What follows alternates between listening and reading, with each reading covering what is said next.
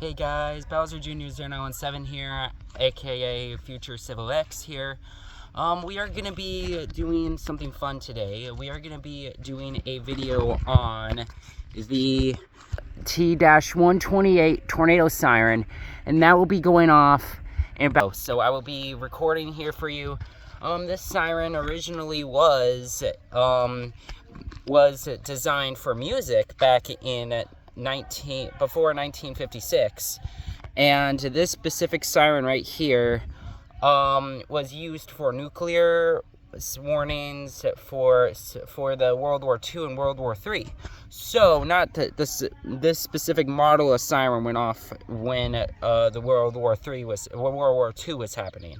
And so that is what's amazing. So I will be recording this for you very soon here, and I hope you guys have a great day. All right, peace out. Bowser Jr. 0917 out.